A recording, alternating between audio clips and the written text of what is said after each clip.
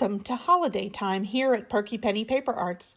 I'm starting off the season with some fun cards inspired by this October 2018 My Monthly Hero card kit, which as of this recording is still available in their shop, which is unprecedented.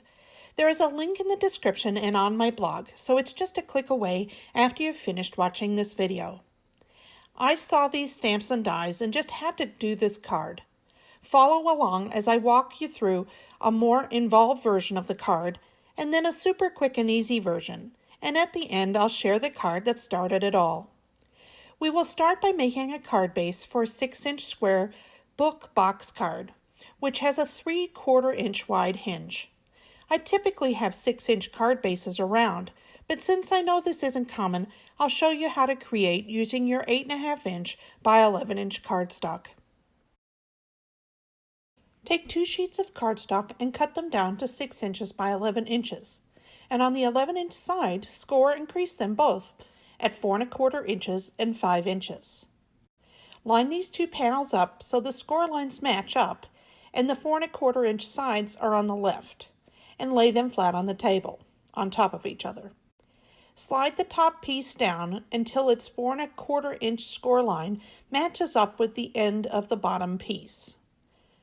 Make sure everything is straight and then draw a line on the bottom piece where the top piece overlaps the bottom. Remove the top piece and apply adhesive to the right of the pencil line.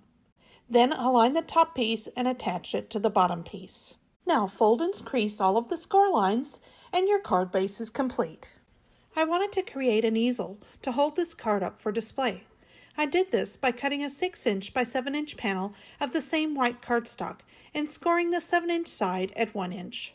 I folded and creased the score line, applied adhesive to the flap, and attached it to my card base so it would open and create an easel. This is also a great place to write your message. I get these basic gray magnets on Amazon. They're great for projects like this. They have a positive and a negative clearly marked and adhesive backing. I have trimmed my flap down to 2 inches for this card. I then take my negative magnet and attach it to the flap, pressing down so it sticks completely. I then apply a small amount of liquid glue to the negative magnet and close the card as if it was complete, pushing down to leave a mark with the liquid glue. I clean the glue off the negative magnet and then place the positive magnet over the glue mark on the card. To create my scene, I started with a lake. I took the silver glitter paper, flipped it over, drew 2 lake-like shapes on the back, and cut them out with scissors. Using score tape, I attached one to a 5.5-inch square of the seafoam glitter paper that was included in the kit, and one to a 5.5-inch square of white 110-pound cardstock.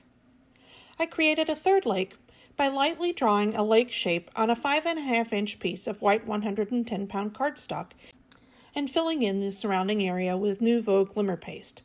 I let that dry and then painted the inside of the lake with the iridescent watercolor paint from the kit, mixed with Hero Arts Spring Rain Hybrid ink for a slight blue tone. Next, I went about coloring and die cutting 3 sets of my skaters and other images for my cards. I will list all of the markers I used on my blog if you'd like to have a jumping off point for your projects. Let me know if the coloring is something you'd like to see in the future, and I'll add it. I added a strip of acetate to each of my die-cut pieces. The acetate is no wider than the image and about 2 inches or more longer. I used dotted tape runner to attach them together. You can also use score tape or liquid adhesive, whatever you're most comfortable with. A white die cut of the same shape was then added to the back. This is the best with liquid glue or dotted tape to give 100% coverage. Each of the lake scenes was created the same way. I'll show you one as an example. Placing the images in the scene is actually quite simple. I decide where I would like to place the image, check the fold to make sure that there is a clear path for the image to fold, place the piece where I'd like it to be on the card, and then use my craft knife to cut a small slit just slightly wider than the acetate strip. Poke the acetate through the slit and pull until the crease is at the slit. Flip over and adhere the acetate underneath using your adhesive of choice. The acetate should be attached towards the back of the scene. Essentially, it's folded right underneath the image. Repeat this process until all your images are placed on the scene. I created the shadow boxes with 4 5.5 inch by 7 inch pieces of patterned paper. You could also use cardstock. I'm going to demonstrate with some typing paper so you can get a clear visual of how this goes together. I said typing paper. Well, if you're younger, I mean copy paper. Anyway, all panels need to be scored every 1/2 inch along the 7 inch side. Then the accordion is created by alternating mountain and valley folds all the way across each of the sheets.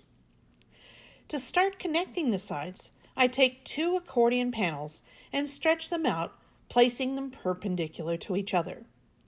I apply some glue to a 1/4 inch square at the corner of one of the pieces, and then overlap it with the second piece like this.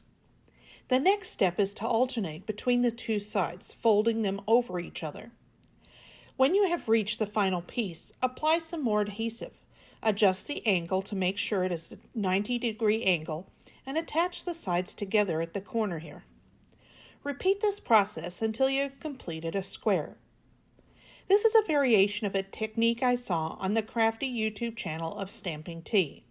Here is a link if you'd like to check out her version. With my version, you can now extend it carefully to create a deeper box or push it down to create a shallow box.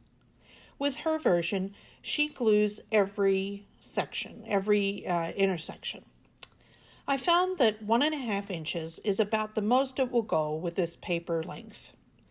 I'm sure that you can create even deeper boxes or maybe even a cute pencil holder if you adjust the paper size accordingly. To attach my accordion square to the inner joint of my card, I apply a generous amount of liquid glue onto the card base and then press the square into the glue gently while holding it out to fill the entire space, the whole 3/4 inch area. I hold this in place a minute or 2 until it feels secure. I chose this paper for my background and trim it to 6 inches square, applying it to the back of the card with my dotted tape runner. And then use 1/2 inch score tape all the way around the perimeter of the square, remove the protective strip, and adhere the frame to the card over the patterned paper.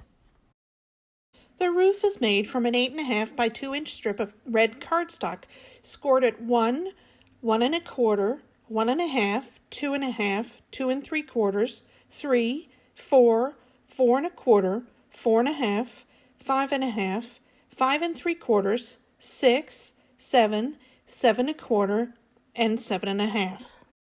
I fold all of the creases to create my little ridges and glued each of the ridges closed by adding tape runner to the back and folding them together. I kind of think this looks like a metal roof. What do you think? I marked the center of the flap I would be attaching the roof to and added my adhesive around the edge of the flap. Aligning the center of the flap and the center ridge, I adhered the roof to the flap and trimmed off any extra. I decorated the outside of the card with some of the pretty real rainbow Christmas paper from Lawn Fawn with red mats. All the measurements are available on my blog post. I added the skating scene to the card using liquid adhesive. One of the coolest features of this accordion frame is that it creates pockets to use for adding layers to your card. I'm putting this wood grain cardstock towards the front to create a floor for my critters and trees to stand on. It measures about 1.5 inches tall and a little less than 6 inches wide after I've trimmed it. Look how easily it just slides in, and then you just apply some glue to the sides to attach it to the card. I chose white wood grain paper to frame out my box. I cut a square out of the center of a 5.5 inch square panel, leaving 1/2 inch on 3 sides and 1 inch on the bottom. I then added the tree and critters to the inside on my floor by applying a strip of acetate to the back of each of them, and then adhering the acetate behind the floor and the image in front. This provides additional stability to the elements. Check out how cute this is when it's all finished. Now let me show you the fast and easy version. We want to have about a 1/4 inch wide hinge on this card. I used a similar method to the first card, except I only needed one 6" by 11" panel, and then I cut the remaining strip, so I also had a 6" panel. I attached it to the longer piece to create the 12 1/4 inch panel that I needed after scoring the 11" side at 6 and 6 1/4 inches. I fold and crease the 2 scored lines and our card base is ready. Next, I take a piece of red ribbon that is 14 inches long and attach it to the inside of my card base like so, and then repeat this on the other side so I can have a ribbon closure for this card. I take my skating scene and put it in place as with the other cards. Finally, I have these 3 pattern paper panels that I have cut to 5 3/4 inches square. I apply them to each of the 3 remaining blank spaces and then finish the card off with this cute little plaque in the front. I love this one so much it may be my Christmas card this year. Here's a look at the card that started this whole adventure for me, the most complicated and involved. You can use the techniques I've shared in this video to create it yourself or make up your own design. I hope I have inspired you to give one or more of the techniques I shared a try. If you like this video, please like it, comment, and subscribe so you don't miss any future videos. As always, I thank you for spending your time with me today. See you next time.